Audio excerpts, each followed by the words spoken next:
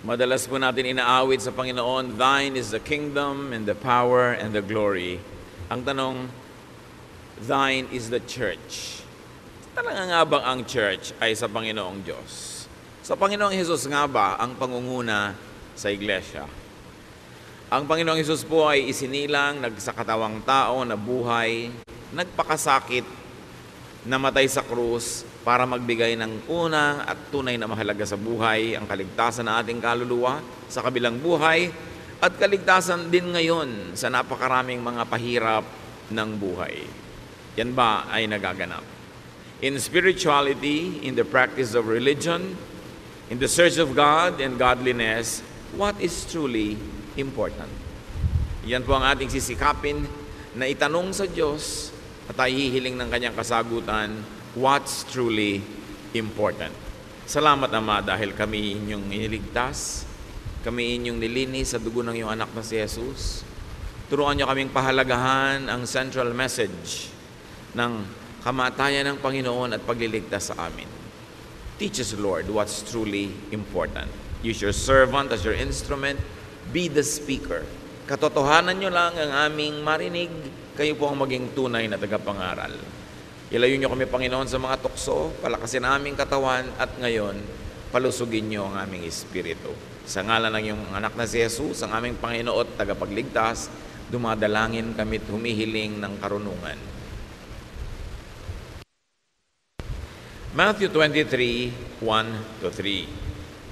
Jesus said to the crowds and to his disciples, "The Pharisees and the teachers of the law are experts in the law of Moses.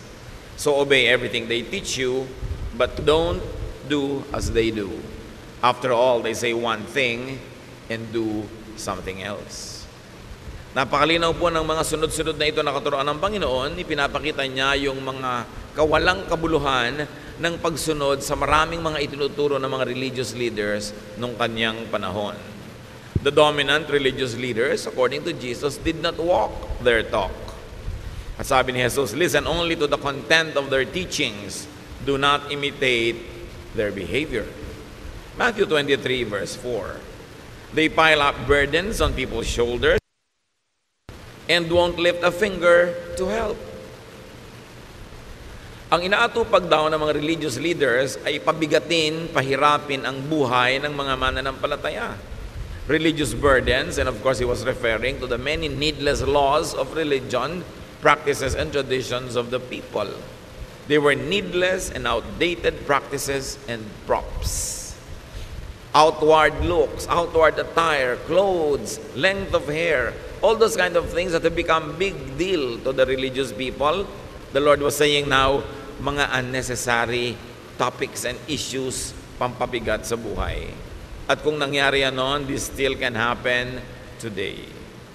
Religious laws and policies, practices and standards that make life difficult, that complicate life. We join church para gumaan ang buhay, para sumaya, tumahimik, pumanatag, magpasaya ng kapwa, magtulungan, sabay-sabay maghanap sa Diyos, to be accountable to God personally for our personal shortcomings and sins, and to be accountable to the congregation only for the things that directly affect them as we do things. Na hindi business ng mga taong kalkalin, uriratin ng mga lihim na buhay ng kapwa member, ibunyag at usigin ang mga ito. Ang mga personal na bagay na ginagawa ng isang tao ay pananagutan niya personal sa Diyos. Nananagot lang tayo publicly kung ang ginagawa natin publicly and directly affect people's lives in a negative way. Pero ang nangyari sa mga tao na pupunta sa temple, sa synagogue at ngayon sa church, nilalagay sila sa ilalim ng microscope, laging sinusuri, pinupulis, binabantayan at ibinubunyag, ipinapahiya, pinagchichismisan, pinagpepiestahan. Bakit ka pa nag-church kung ganun din lang ang mapapala mo? Kaya ang gusto ng Panginoon, ituwid ang napakarami mga kalikuan na tumigas na ng tumigas sa pagtagal ng panahon. Dumating siya upang ituwid ang maraming mga bagay na nagpapahirap sa mga taong lumapit sa Diyos at maging makadiyos. Halimbawa, nung ang mga mananampalatayang Hudyo ay naging mga Kristiyano at meron naman mga Gentile people na naging Christian din, gusto na naman silang pahirapan ng mga Jewish Christians. Acts 15, 3-5. The men who were sent by the church went through Phoenicia and Samaria, telling how the Gentiles had turned to God. This news made the Lord's followers very happy. When the men arrived in Jerusalem, they were welcomed by the church, including the apostles and the leaders. They told them everything God had helped them do, but some Pharisees had become followers of the Lord. They stood up and said, Gentiles who have faith in the Lord Jesus must be circumcised and told to obey the law of Moses.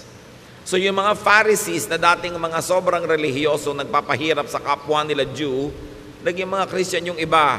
At ngayon, ini-import nila into Christianity yung mga dating kaugalian ng Judaism na nagpahirap nga sa kanila noon. Kaya sabi nila, tuwang-tuwa kayo na naging mga Kristiyano yung mga Gentile.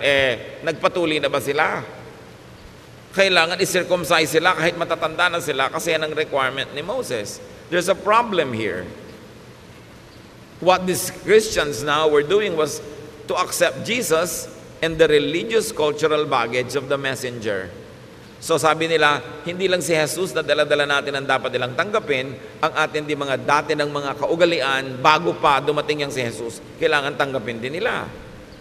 Acts 15, 6-9. The apostles and church leaders met to discuss this problem about Gentiles.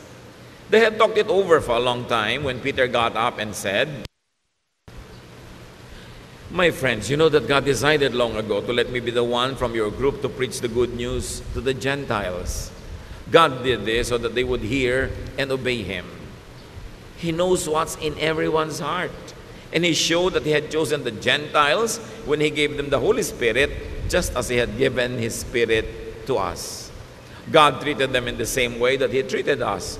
They put their faith in Him, and He made their hearts pure. Nilinaw ni Pedro, ako ang tinuruan at inatasan ng Panginoon na unang magturo sa mga Gentiles. At nakita natin, nasaksihan ko at sinabi ko na sa inyo, kung paano tayo minahal ng Diyos, ganun din lang minahal ng mga Gentiles. Yung binigay sa atin na speaking in tongues, binigay din sa kanila. Yung baptism of the Holy Spirit, binigay din sa kanila.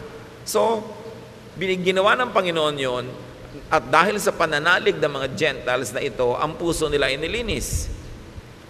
Anong naganap dito? Napakahalaga mga kapatid. They meet and discuss the matter because that matter was not covered by Scripture nor by precedent. May naganap at nagaganap sa kanilang pananalig na hindi covered ng mga dati na nilang Scriptures kasi walang ganong nangyari nung unang panahon. Gentiles becoming believers. So, wala silang mapagbabasihan na verse kung paano sila makikidil. So nag-meeting sila at pinaandar nila ang kanilang God-given intelligence. Pinaandar nila yung principle of love, principle of acceptance ni Jesus, at naka-formulate sila kung anong dapat gawin dahil nga wala silang verse na pwede pagbasihan. So, pinagana nila ang kanilang intelligence. Now, the believers would not be tied down and limited by their existing and old scriptures because it did not cover this new kind of occurrence. Experience and reason would be used to tackle current issues. At sa pagpapatuloy ng naganap, Acts 15, 10-11, now why are you trying to make God angry by placing a heavy burden on these followers? This burden was too heavy for our ancestors, but our Lord Jesus was kind to us, and we are saved by faith in Him, just as the Gentiles are.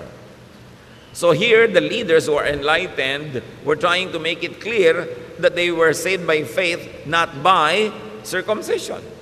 Therefore, the Gentiles are also saved by faith, not by circumcision. So why require such a surgical procedure to men who are already quite of age? So Peter and the group couldn't count the matter as needless and an irrelevant burden. Hindi na kailangan yan, pampabigat lang yan ang buhay at pampahirap sa mga tao para lumapit sa Diyos. Acts 15:19, and so my friends, I don't think we should place burdens on the Gentiles who are turning to God. Conclusion, let us not turn them into Jewish Christians, being Gentile Christians would do. Hindi na kailangan na sila ay culturally gawin nating Hudyo. Yung culture nila, pwede na nilang ituloy, na naging Kristiyano sila, huwag na natin palitan yung kultura nila, pati yung kanilang mga asal at gawi. So they would update church culture and make the faith user-friendly. Pinapadali nila, hindi pinapahirap. Yung iba gustong pahirapin eh. Para bang fraternity, kailangan may hazing muna, pahirapan ka muna bago kita maging brad. Parang yung mga asosasyon ng mga PhD, kailangan pahirapan muna kita, kailangan muna mag-thesis defense bago ka masama sa aming mga doktor. Kaya ang thesis defense sa Pilipinas, ang hirap-hirap parang ayaw kang pasalihin ng mga PhD na sa kanilang hanay. Sa ibang bansa, sa mga progressive countries, tinutulungan ka, pinapadali nila. Dito pinapahirapan para laging sikat at konti lang ang mga may PhD. So ganun din yung mga maraming relihiyoso, pinapahirap nila para maangat sila, pinapakonti lang nila yung pwedeng mapasama sa kanilang mga hanay. They focus on being formal, not on being spiritual. At yun ang binabago ng mga Kristiyanong pinag-aaralan natin. Ngayon, balik tayo sa ating original topic. Ang Panginoon na kinikriticize niya yung mga religious practices of His time. Ginawa lang nating halimbawa yung naging bunga ng mga Jewish Christians na gustong gawing Jewish din yung mga Gentiles. Matthew 23 verse 5. Sabi ng Panginoon tungkol sa mga religious leaders, everything they do is just to show off in front of others. Puro lang sila pagpapa-impress. Puro lang sila pag-create ng impression na ako banal, ako mahigpit, hindi pwede sa akin yan, hindi ko papalampasin yan kasi ako maka-Diyos. So this show is about me being holier than you. Habang ibinaba ng Panginoon sa mga tao yung katuruan, itinataas uli ng mga naging bagong Kristiyano para mahirapan na naman yung iba at huwag maabot, para sila lang ang nakakaabot at sikat sila. Matthew 23, 13 to 15. You Pharisees and teachers of the law of Moses are in for trouble. Jesus continues. You're nothing but show-offs. You lock people out of the kingdom of heaven. You won't go in yourselves, and you keep others from going in. You Pharisees and teachers of the law of Moses are in for trouble. You're nothing but show-offs. You travel over land and sea to win one follower. And when you have done so, you make that person twice as fit for hell as you are. Ang mga pinakamababagsik na salita ng Panginoon ay hindi niya binitawan sa mga tinatawag na sinners. Binitawan niya ito sa mga tinatawag na banal. Sa mga relihiyoso, sa mga religious teachers and preachers. Sabi niya, ang gagaling nyo, wala kayong ginawa kundi magpakitang tao. Pinagsasarhan nyo ng pinto ng langit ang mga tao dahil kayo man ay hindi makapasok. Naghihirap kayo para pumunta sa malalayong lugar para mag-convert ng mga kaluluwa. At pag na-convert nyo na sila, dinodoble nyo lang ang kanilang mga bigat sa buhay, lalong hindi sila makakapasok sa kalangitan. Hindi nyo kayang magturo ng kalangitan dahil hindi nyo yan nararanasan. Yan ang sinasabi ng Panginoon doon sa mga religious leaders. Puro kayo bawal, puro kayo mga paghuhusga, puro kayo mga pagpupwera, pagmamataas, pagmamalaki, puro mga pagpapalabas na kayo yung mga magagaling at mga matatalino at mga banal. Pero sa pagtuturo nyo sa mga tao, hinahawa nyo sila sa inyong mga ugali. Kaya sila man, tulad nyo, hindi makakapasok sa langit. Teachers could, according to Jesus, lock people out of the kingdom of heaven by showing them the wrong door.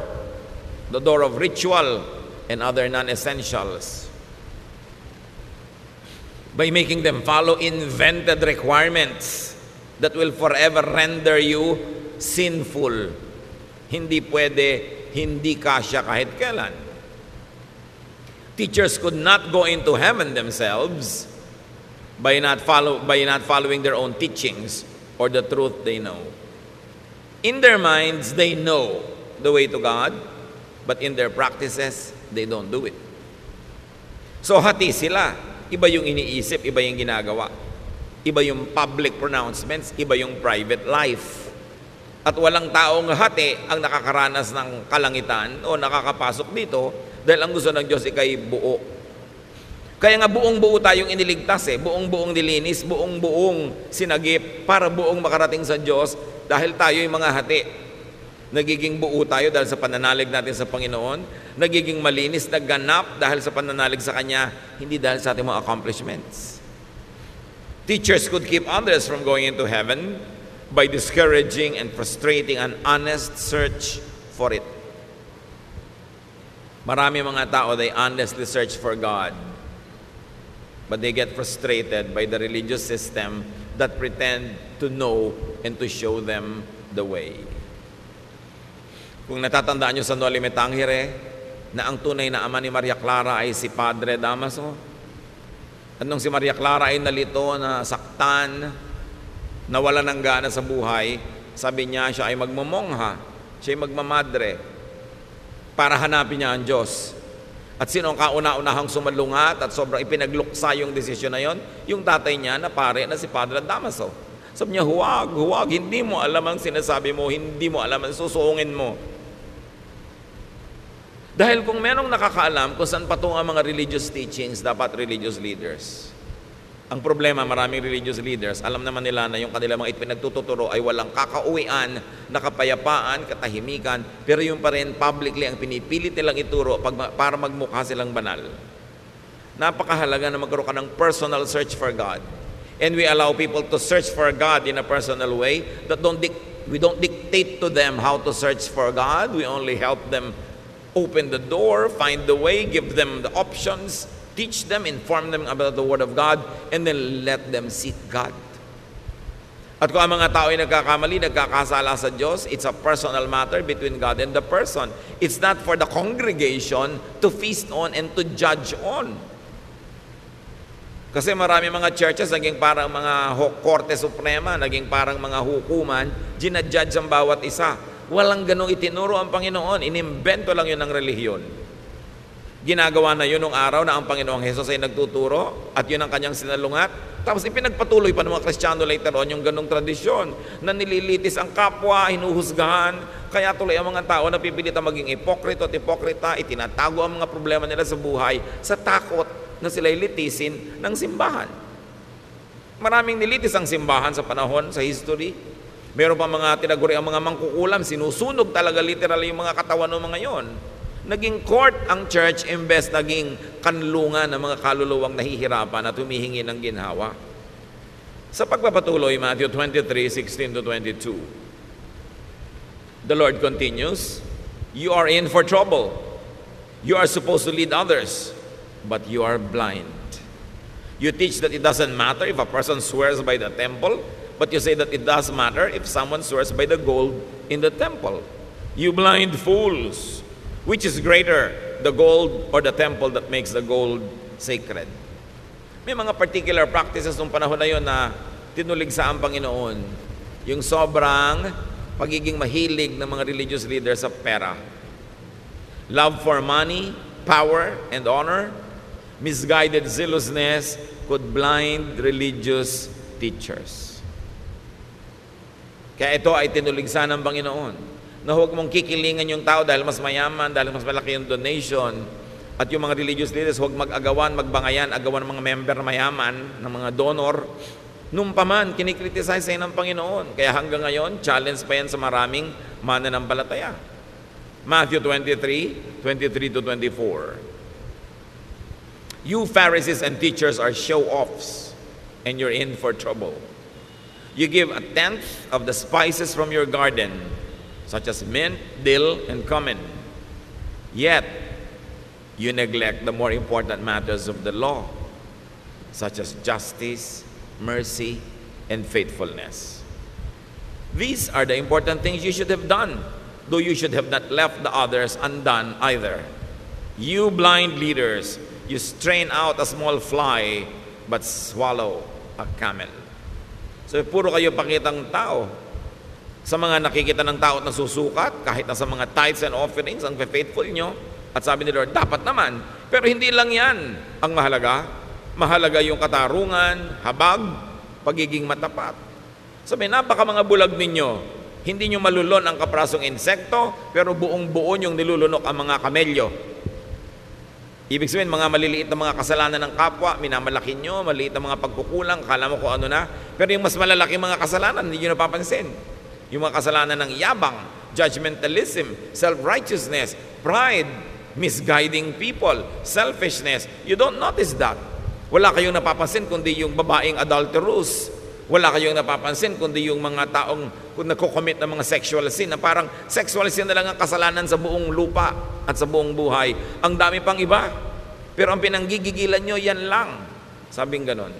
At totoo naman mga kapatid, sa kasaysayan ng church, hanggang dumating tayo sa present time, merong mga major denominations sa talaga namang wala namang pinanggigilan kundi mga ibang mga uri ng pagkukulang ng kapwa, pero hindi nila napapansin yung mas malalaking mga kasalanan.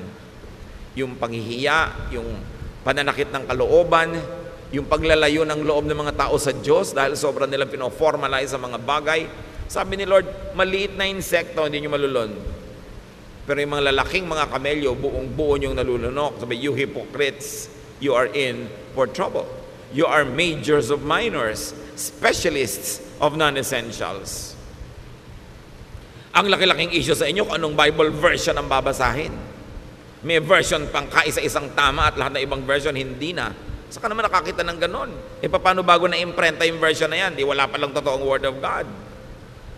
Sobra kayo nagmamalaki ng mga issue. Pinapalaki nyo ang loob, pinapayabang nyo ang inyong mga member na tayo ang tama, wala nang iba. Ang version na binabasa natin ang tama, yung kanila wrong. Tayo lang ang saved, sila hindi. Tayo lang ang papakasalan ni Kristo, sila audience. Sabi, binubulag nyo ang mga tao para maging mayabang na member ng inyong kongregasyon.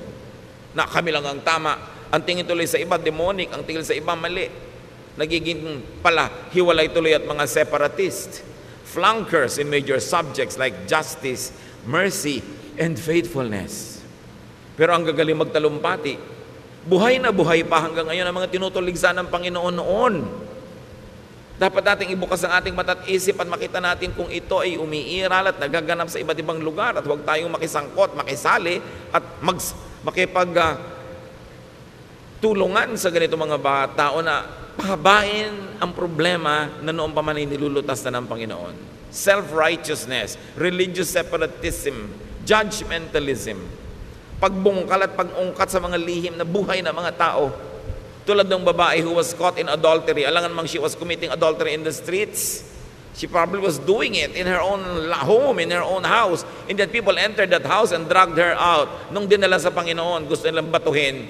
Hindi naman ipinabato ng Panginoon. Sabi lang niya, o sige, yun na lang perfect sa inyo, yung walang kasalanan, magsimula nang bumato.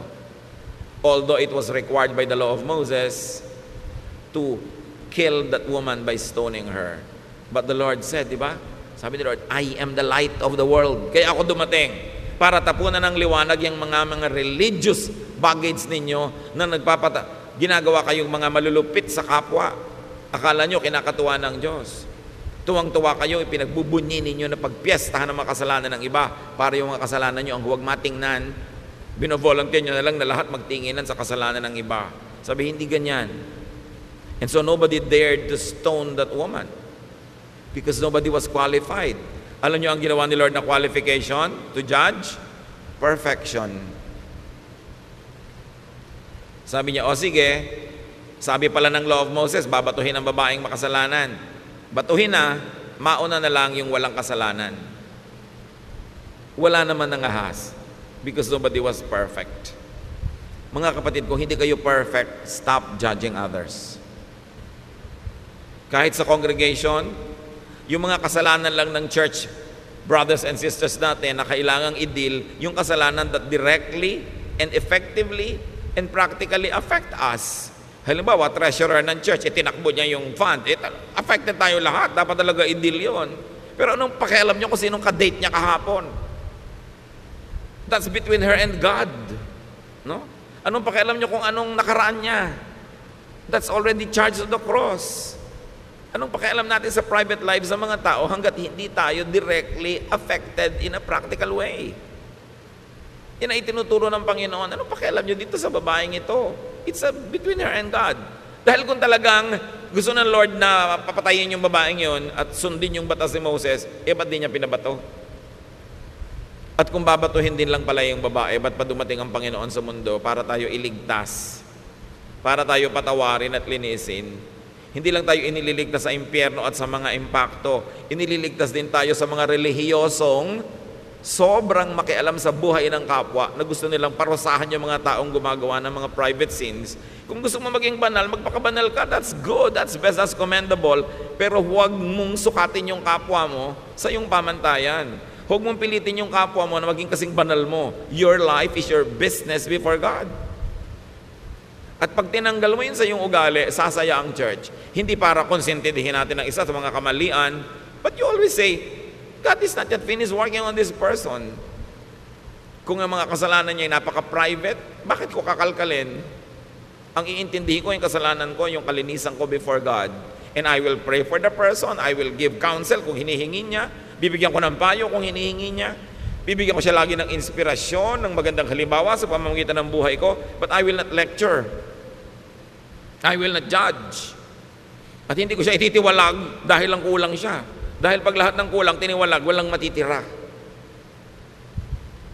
Gusto ni Lord ituwid yung religious customs ng mga tao. Na kumbaga pag relihiyoso ka, nakakasakal kang kasama, ang hirap-hirap mong kasama sa buhay dahil bantay ka ng bantay ng kasalanan ng iba. Lagi kang may points, may scoreboard. That's not what the Lord wanted. Sabi niya, I came that you might have peace. Sabi niya, don't worry, I have overcome the world.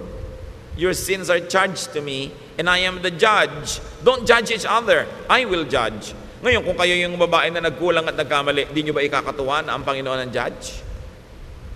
Gusto nyo ba na yung mga churchmate nyo ang judge? At kung hindi nyo gusto na i-judge kayo ng churchmates, don't judge your churchmates. Let Jesus judge them. And up to now, Jesus is still Savior, not yet a judge. So bakit natin siya uunahan? Now, religious fanatics could be unjust, merciless, uncaring, and cruel because they kill the opposition or the competition. May mga congregation naman kaya mahigpit, marketing lang nila yon para i-market nila ang sarili nila, maka-Diyos, godly, mahigpit. So sa amin kayo mag-member, huwag dyan sa mga maluluwag na yan, walang mangyayari sa buhay nyo. Pero subukan nyo mag-member doon sa ganun kahihigpit. Subukan nyo lang. Maglingkod kayo ng 20-30 taon. Tama ang hairstyle nyo, yung gupit nyo, yung haba. Tama ang hairline ng inyong damit. Tama ang lahat ng ginagawa nyo. Subukan nyo magkamali after 20 years ng paglilingkod. Sisipain nila kayo. Promise.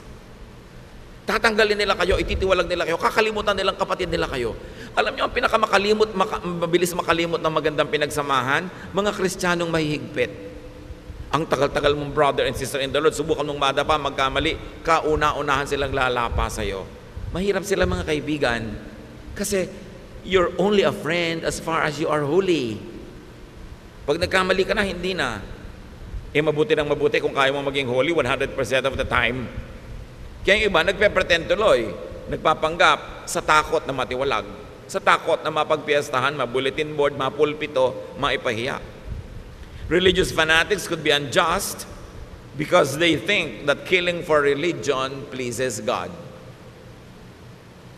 Katulad nun, yung mga tao, papatayin nila yung babae. Imagine a person that you will stone to death. Siyempre, hindi naman patay agad yun, mangingisay-ngisay pa, bubula pa ang bibig, dudugo, magkakapasa-pasa, bato ka pa ng bato. Anong tigas ng puso ang pwedeng meron ka para gawin yon? At bakit mo sasabihin galing sa relihiyon o galing sa Diyos yung tigas ng puso na yon? Liban na lamang, you were brainwashed by religion to think that God is pleased when you kill somebody because that somebody fell short of God's glory. But you can kill somebody in many ways. Hindi mo na kailangang batuhin ang tao. Pagchismisan nyo lang is a kind of murder. Pinapatay mo yung kanyang reputasyon, pinapatay mo yung kanyang happiness, yung kanyang peace, yung kanyang pag-asa. Yung i-judge mo ang isang tao is a form of killing. That's why Jesus said, sige, bumato na lang yung walang kasalanan. In effect, He said, walang pwedeng bumato. Ako lang. At hindi ko binabato ang babaeng ito. So wala kayong karapatang mambato. Teachings can sometimes treat people only as executors and tools of religious doctrine, not as beneficiaries. Nandiyan ka lang dahil kasangkapan, gagamitin, maglilingkod ka. Pero oras na ikaw na yung nangailangan at nagkamali at kinapos ng kabaluwalhatian, isusuka ka na para kang isang basura. You know, yan ang kinikriticize ng Panginoon. Religions that are big on small things, but are small on the big things that matter. Kaya tingnan ang ugali at ang asal ng isang tao, hindi kung anong version ng Bible ang binabasa niya. Tingnan yung climate ng pagmamahalan, pagsasamahan sa isang kapatiran, hindi kung ano yung uri ng mga kantang kinakanta nila o kung gaano kahahaba ang kanilang mga palda at buhok. Yan ay sinusukat sa ugali, sa pagkatao, sa epekto sa iyo ng pag-aaral ng salita ng Diyos. Matthew 23:25-28. You Pharisees and teachers are show-offs, and you're in for trouble. Jesus continues. You wash the outside of your cups and dishes, while inside there is nothing but greed and selfishness. You blind Pharisee, first clean the inside of a cup, and then the outside will also be clean. You Pharisees and teachers are in for trouble. You are nothing but show-offs. You're like tombs that have been whitewashed. On the outside you are beautiful, but inside they are full of bones and filth. That's what you are like. Outside you look good, but inside you are evil and only pretend to be good. Can you imagine these words coming out of the mouth of the Son of God? Sabi, akala nyo ang gaganda nyo, ang lilinis nyo, ang gaganda ng costume nyo. Tama-tama ang mga haircut nyo, ang inyong mga style, pero mga bulok kayo sa inyong mga kalooban. Dahil puro pakitang tao lang ang inyong relihiyon. Hindi kayo marunong magmahal, hindi kayo marunong umibig. Napakalulupit ninyo sa mga taong itinuturing ninyong kulang sa kabanalan. So there's form more than substance. There's appearance more than truth. Therefore, it results in internal division, disunity, discord, unoneness. Therefore, there will be no heaven in such people's lives. Kawawa ang mga tao na nadadala, nahihikayat at sumasanib o kaya umaanib sa mga relihiyong hindi mapagkandili, hindi maibigin, judgmental at mga self-righteous. Kasi buong buhay, habang nandun ka sa ganung kongregasyon, ang pakiramdam mo nakatungtong ka sa dulo ng sibat, denumero ang lahat ng kilos mo at lahat may score. At pag nagkulang ka na, sorry ka na lang, no matter if you're 30 years na nandun. Matthew 23:29-33, you Pharisees and teachers are nothing but show-offs, and you're in for trouble. You build monuments for the prophets and decorate the tombs of good people, and you claim that you would not have taken part with your ancestors in killing the prophets. But you prove that you really are the relatives of the ones who killed the prophets. So keep on doing everything they did. You are nothing but snakes and the children of snakes. How can you escape going to hell? Can you imagine? Sabi ng Panginoon dito sa mga religious leaders na ito na walang itinuturo kundi mga pagbalat kayo, mga ahas kayo. Wala kayong iniwan sa mga anak lang ng ahas. Paano kayo makakatakas sa impyerno? Kawawa ang mga makikinig sa inyo, idadamay nyo lang sa isang magulo, mahirap at mapagkunwaring buhay at hindi nyo sila mapapayagang pumasok sa kalangitan o maranasan ang kapayapaan sa buhay dahil wala kayong gagawin kundi tadtarin ang buhay nila ng mga requirement nyo na imposibleng masunod all the time. Pinapagaan ng Panginoon ang buhay ng mga tao, pinapadali niya ang pagpasok sa Diyos. So napakahalaga. Prophets teach people new applications of old truths. Kaya sabi, you kill the prophets. Sasabihin nyo pa ngayon, kung nabuhay kayo noong unang panahon, hindi kayo sasama sa pagpatay sa mga propeta ng Israel. Pero sabi niya, sa asal nyo, halatang halata, mga apo kayo, no, mga pumatay sa mga propeta. Kasi pareho kayo ng ugali. Alam nyo po, napakaraming propeta sa Israel, pinatay ng mga Israelites sa isang malagim na mga paraan. Sari-saring mga pahirap ang inabot ng mga propeta. Akala nyo ba, laging ikinalang ang mga propeta? Pinapatay ng taong bayan sa pangunguna ng religious leaders. Why? Because prophets teach the people new applications of old truths. Pinapalaki ng mga propeta ang pananaw ng mga tao paano maiintindihan yung original na mga itinuro ng Diyos na freeze na, naging fossil na, hindi na bagay sa panahon. So binibigyan ng mga propeta ng mga bagong reading, mga bagong interpretation para ang tao lumaya, hindi para ikulong ang tao, para padaliin ang buhay, hindi para pahirapin, at natetreten yung mga religious leaders dahil yung mga prophet, baka pakinggan ng mga tao, bumaba ang kita ng templo.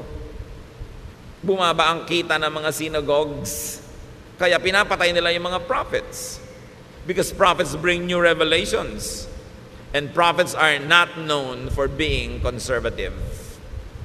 Ang mga conservative, yung mga Pharisees, walang papalitan sa ating mga pamamaraan, walang papalitan sa mga nakaugalian natin, walang iibahin. Sila yung conservative. They like to conserve the system. Why? Because they benefit from it. Walang iibahin. Baka pag naiba pa yung timpla, mawala pa yung aming pagiging bida, kami ang may control, kami ang lahat ng pinagsasanggunian, kami ang merong say sa lahat ng bagay, baka maiba pa. Kita niyo yung mga propeta like John the Baptist, he was never conservative. He is what you might call Jeprox.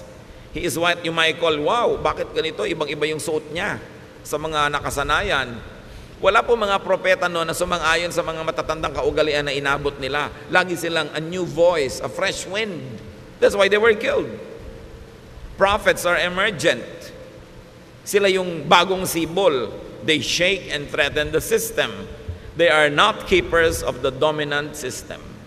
Pag sinuri nyo ang mga prophecies, ang mga ginagawa ng mga prophet, hindi sila tagapag-ingat ng mga datit lumang kaugalian. Nagladala sila ng mga bagong pananaw, mga sariwang hangin na umiihip mula sa disyerto para bigyan naman ng sariwang buhay yung mga tao.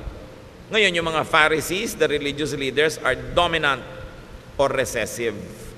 Tatlong bagay lang naman yan na pwedeng katayuan ng isang institusyon. Ikaw yung dominant, nag-ahari, ikaw yung recessive, papalaos, o ikaw yung bagong sumisikat, emergent. And in the scheme of things, the prophets were always emergent. Bagong ideya, bagong application, paglalabas sa mga dating mga kahon, pagpapalaya sa mga dating mga tali, yun ang ministry ng mga prophets. Yung church system, sila yung dominant. Sila yung nag-ahari. At dahil nag-ahari sila, they are conservative. They don't like to change anything dahil baka pag napalitan, mawala yung kanilang pag-ahari. So they fight for dominance and survival. Kaya kung may mga dalawa o tatlong mga dominant group, sila yung naglalaban-labanan kasi ang tingin nila sa mga kaluluwa, market, agawan ng kliyente at customer. At hanggang ngayon, nangyayari yan mga kapatid. Kompetisyon ng mga denominasyon, kompetisyon ng mga relihiyon, paramihan ng member, paramihan ng donor, at walang papalitan dahil nakikinabang yung mga nakaupo at nakaluklok sa present system. The Lord Jesus Christ would never be identified with conservatives. When the Lord Jesus Christ was born, napaka-unconservative ng paraan siyang naipanganak. Napaka-kakaiba, new, revolutionary. At ang mga katuruan niya, napaka-revolutionary. Kung sino yung mga makasalanan, doon siya nakisalamuha. Kung sino yung mga relihiyoso, doon siya umiwas makisalamuha. Kung sino yung mga tinuturing ng mga latak ng lipunan, mga walang sinabi, walang pinag-aralan, yun ang ginawa niya mga disciples. Hindi siya conservative, ever. And I will never be glad to be called a conservative. Kasi lahat ng mga pagbabago sa mundo, sa technology, sa kabihasnan, maging sa espiritualidad, it was always brought about by the new wind of new prophets. Yung reinvention of old truths so that now the people will benefit from it and the people will not be enslaved having to follow a system that no longer works. Nagpapalaya, nagpapalaki ng isip, nagpapaluwag ng buhay, nagpapaluwag ng hininga. Yung mga conservative nagtatali, naggagapos, nagkukulong dahil nakikinabang sila na sila lang yung nangunguna. Matthew 23:34-36. Sa pagpapatuloy ng Panginoong Jesus, I will send prophets and wise people and experts in the law of Moses to you. So future tense pa, sabi ng Panginoong Jesus, padadalan ko kayo ng mga propeta, padadalan ko kayo ng mga matatalinong tao, yung mga tunay na magpapalaya sa inyo, but you will kill them or nail them to a cross or beat them in your meeting places or chase them from town to town. That's why you will be held guilty for the murder of every good person. I can promise you that people living today will be punished for all these things. Sabi niyo, alam niyo, padadalan ko pa kayo ng mga magtuturo pa sa inyo, mga bagong ideya, nakakapagpalaya, nakakapagpaluwag ng buhay. Pero alam niyo ang gagawin niyo? Uusigin ninyo. babantaan ninyo. Le-labelan nyo na kung ano-ano mga labels, tatawagin yung mga demonic, evil, etc., etc., at papatayin nyo kung pwede pa. Sabi nyo, mananagot kayong lahat sa ganyang mga gagawin ninyo. May mga nagtatanong, meron pa ba mga prophets ngayon? Why not? Sabi nga ni Lord, I will send pa future tense pa. Those who insist na wala na, they only probably want to control your thought para sa kanila na lang kayo makinig at hindi na sa iba pa. Pero siyempre, kung meron mang ipapadalang mga totoo, lalo namang marami ipinapadala si Taning na mga false. Kaya dapat sinusuri. Sabi ni Lord, you will know them by their fruits. Tingnan nyo bunga. Ano ba yung tunay na bunga ng isang guro? Hindi lang yung nangyayari sa buhay niya, mga kapatid ha. Yung nangyayari sa buhay nyo dahil nakikinig kayo sa kanya. Yun ang bunga. Lumuluwag ba yung buhay nyo? Nagiging mas mahal nyo ba ang Diyos? Mahal nyo ang inyong kapwa? Mas nakakalaya ba kayo? Pero hindi kayo kinukonsinte sa kamalian? Pero hindi naman kayo hinuhusgahan? Hindi kayo pinapahiya, binubulgar? Ano nangyayari sa buhay nyo? Kayo ang bunga. Kaya kayong makakaalam, good teacher ba? Good church ba? Good congregation ba? Tingnan mo sarili mo, anong nangyari sa akin mula nung nakinig ako dyan? Yun ang bunga. Hindi yung, ay ang ganda ng bunga niya kasi tama ang gupit, maiksi ang buhok, malinis ang kuko, laging ganito ang suot. Hindi bunga yun, costume yun. Ang bunga is, how are you affected by the teaching? Because you are the fruit. So ang tanong, may mga Pharisees pa ba ngayon? Natural, marami. At ayaw nila sa mga false prophets. And listen, ayaw din nila sa genuine prophets. Kasi gusto nila, sila lang ang papakinggan. Sila lang ang hinirang ng Panginoon. Ang version lang nila ng Bible ang tama. Ang teaching lang nila ang totoo. Ang church lang nila ang i-honor ni Lord. Maniniwala pa ba kayo sa mga panahon na ito sa ganyang mga kagilagilalas na kasinungalingan? Marketing yan.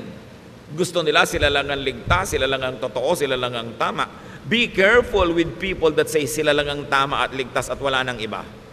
Yan ang talagang mark, pinakamalaking mark ng kulto. Yung solohin mo ang Diyos, sa'yo lang sila, wala na sa iba. Tatakutin mo yung member mo, kahit gusto-gusto nang umalis. Pag umalis ka sa amin, matatagal ang kaligtasan mo. Hello? Dapat mag-isip na ang mga tao. Tapos na ang panahon ng kamangmangan. Ang Biblia ay nababasa na ng lahat ng tao. Napakarami na natin pwedeng malaman kahit na hindi ka mag-Bible school sa mga internet. Although, hindi mo papaniwalaan lahat na babasa mo. Dahil kahit mga sinungaling, nakakapag-post doon. Pero marami ng accessible knowledge, hindi na solo ng mga experts. Kaya ang tao ngayon hindi na mangmang. Hindi na pwedeng dinadaya-daya dahil ang tao marunong mag-isip para sa sarili. At panahon naman para gawin na yon. Dapat ang tao marunong mag-isip para sa sarili.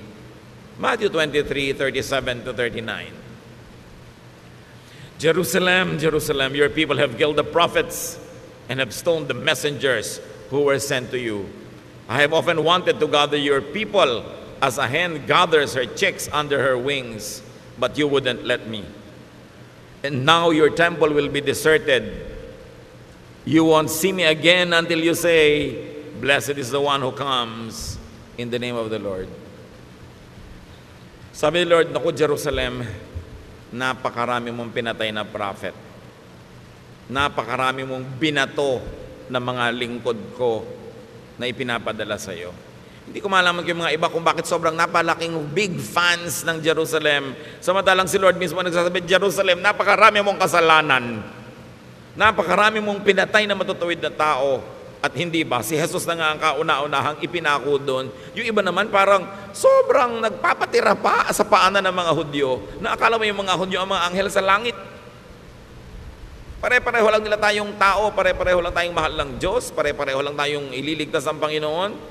At hindi ka dapat nagpapatira pa sa lahi dahil lang yun ang lahi niya, dahil siya ay Jew, dahil siya ay taga-Israel. Sabi nga ng Panginoon, naku, napakarami mong pinatay Jerusalem.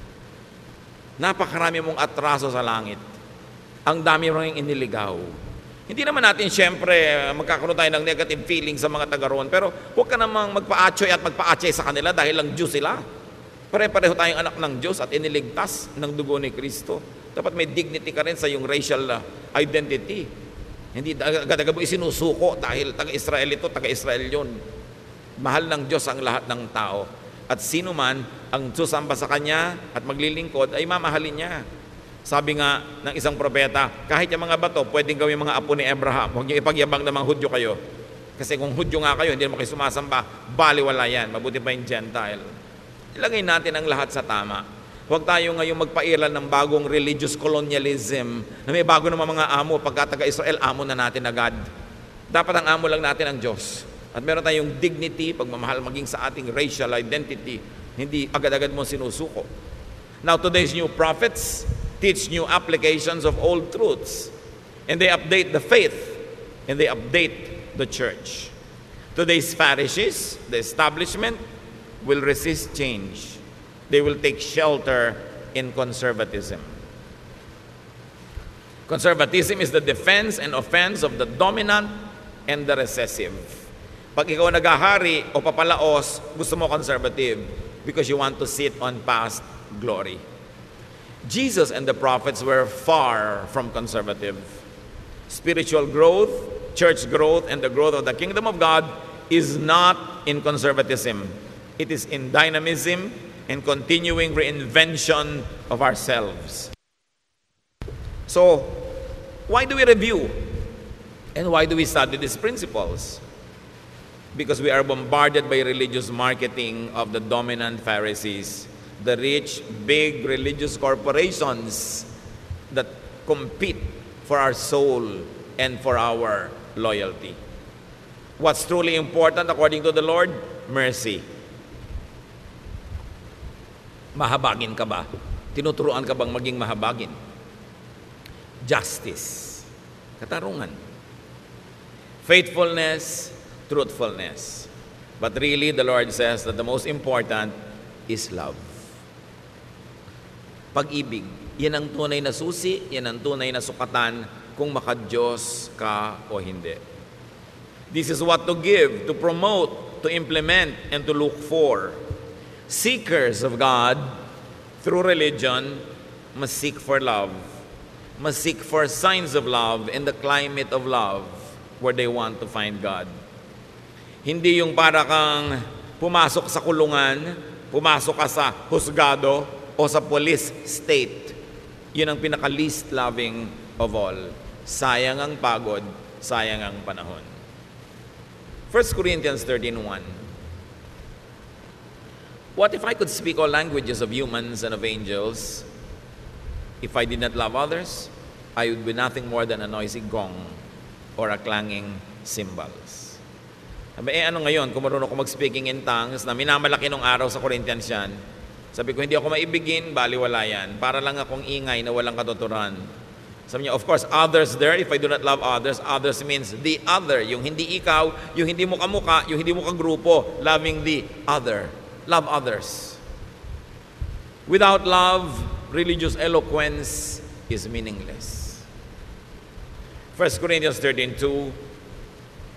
What if I could prophesy and understand all secrets and all knowledge? And what if I had faith that moved mountains? I would be nothing unless I loved others.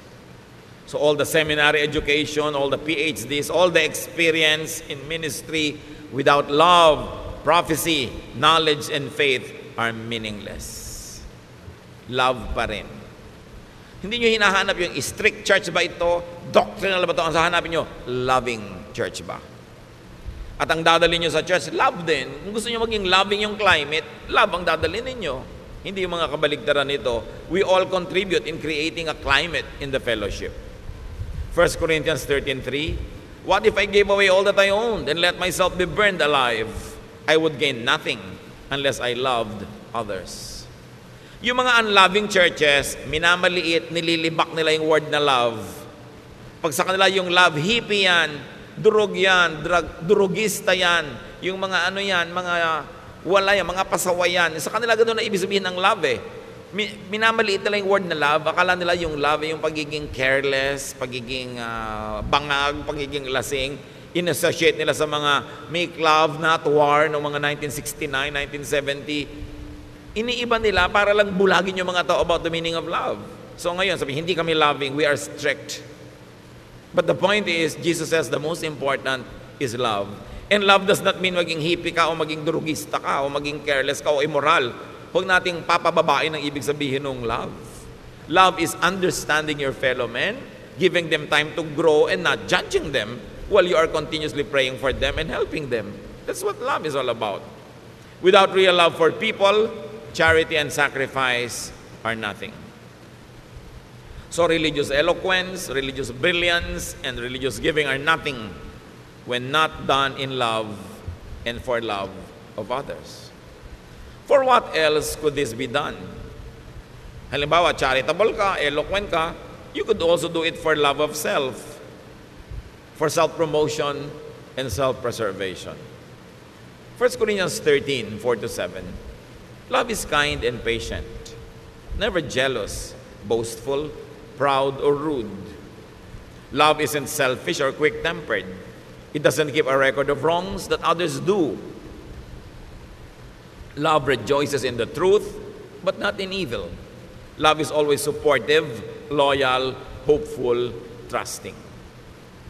So love doesn't keep a record of wrongs that others do. Keep that in mind. Religious zeal, especially self-righteousness, judgmentalism, and congregationalism could oppose love. 1 Corinthians 13, 8-10. Love never fails. Everyone who prophesies will stop. So mawawala ng halaga yung mga prophets at prophecies. And unknown languages will no longer be spoken. So mawawalan din ang halaga yung mga speaking in tongues na yan. All that we know will be forgotten. So all knowledge, katalinuhan, galing, mawawala. We don't know everything, and our prophecies are not complete. But what is perfect will someday appear, and what isn't perfect will then disappear. So niyang konti-konti nang alam natin, huwag tayong magyabang. Pati prophecies natin hindi complete. Be careful of people who say they know everything. They know all the answers. They know all the doctrine. Sinungaling yun. Kasi sabi sa Bible, we don't know everything and our prophecies are not complete. So ang isang tao talaga na responsable, na pwedeng pagkatiwalaan, yung tao nagsasabing, ako rin, naghahanap pa. May mga iba na ako natagpuan, may nalaman na ako, pwede ko i-share sa iyo, pero iba hahanapin pa natin. I don't know all the answers. Be careful about people who pretend that they know because they will mislead you. Now, love is perfect. Religiosity is imperfect and will stop. 1 Corinthians 13, 11-12. When we were children, we thought and reasoned as children do. But when we grew up, we quit our childish ways. Now all we can see of God is like a cloudy picture in a mirror. Later we will see Him face to face. We don't know everything, but then we will, just as God completely understands us. So yan, nung mga bata pa tayo, especially bata ka pa sa pananalig, bata ka pa sa spirito, isip bata ka, pero dapat dumarating yung time na nagmamature ka. At ang nagmamature naman, hindi ibig sabihin nalalaman mo lahat. Nalalaman mo lang na hindi mo alam lahat. Yun ang ibig sabihin ng maturity. Therefore, you become more careful, you become more humble, and less self-assuming. Sabi, hindi naman natin talaga makikilala ng lubos ang Diyos ngayon eh. Kasi ang laki-laki ng Diyos, ang daki-dakila niya, ang liit-liit natin at marami pa mga takip-takip sa mga mata natin. So sino ang makakapagsabing alam na alam ko, kilala ko ang Diyos at yung pagkakaalam ko, pagkakakilala ko ang kaisa-isang tamang interpretation. Sabi niya, hindi ganun. Pagdating ng panahon, makikilala natin siya. Pag face-to-face na tayong humarap. Pero ngayon, sinisikap nating makilala siya. Nobody can pretend to know God completely and to know all the answers. Pero itong mahalaga, sabi niya, kilalang-kilala tayo ng Diyos. At yun ang dapat nating ipagpasalamat. Alam niya ang ating mga kahinaan, alam niya ang ating mga pangangailangan, alam niya kung paano tayo tutulungan, kahit hindi natin siya lubos na kilala. Religious understanding is progressive. No one should be trapped and frozen in just one stage. Kung yung pagkakakilala mo sa Panginoon 20 years ago, mga kostumbre mo, ugali, 20 years ago hanggang ngayon, hindi na iba, hindi ka nag-grow. Progressive eh. Dapat nag-grow. Truth will reveal the inanities of many things people used to consider all important. So 1 Corinthians 13:13, sa pagwawakas, kung anong tunay na mahalaga. For now there are faith, hope, and love. But of these three, the greatest is love. Religion teaches faith, but it will become irrelevant when everything is revealed. Religion teaches hope and expectations, but they will become irrelevant. They will be moot and academic when we are together with the Lord in eternity. Religion teaches love, which is the greatest, because it will be forever. Yun ang patuloy at in fact, yun ang lalo pang lalago pagka humarap na tayo sa Panginoon at magkakasama na tayo sa kabilang buhay. Why is it the greatest? Because God is love. If you're going to be known for anything, be known for godly love. And if you're going to look for anything important in a fellowship, in a group, look for love. In your family, in your circle of friends, promote love. Be part of those people that make love alive and make life a little bit more loving. Bring religiosity and spirituality to the next level, and that is love. Alam nyo na yung Bible, matagal na, alam nyo na yung mga doctrine, ito na lang, loving ba tayo? At kung loving tayo, salamat sa Diyos, pero let's keep on loving more because God is love. Ama namin, salamat. Salamat na lang dahil ganun kayo, ganun dapat yung church. So kaming mga laging nagkukulang, kaming mga hindi perfect, kaming may mga kapintasan, merong pwedeng silungan, puntahan, at pwede kaming umasa na kami kakalingain, mamahalin, iibigin, bagamat hindi ko konsentihin, pero patuloy na ipapanalangin, patuloy na tuturuan, i-encourage, at kahit kailan, we will not be rejected. Teach us this brand of love, and help us, O Lord, to make this love the climate, the flavor of our lives. Pagbulay-bulayan natin ang mga ito, mga kapatid, at hanapan ng mga personal application sa inyong personal na buhay, sa inyong family life, sa ating church life, at sa life natin bilang isang bansa, isang lipunan. Lord, teach us to bring these lofty and noble ideals into working modes in our daily life. Turuan niyo kami, Panginoon, na i-apply ang mga ito sa pang-araw-araw at mga practical na buhay namin. Let's be alone with the Lord and let the Spirit speak to us.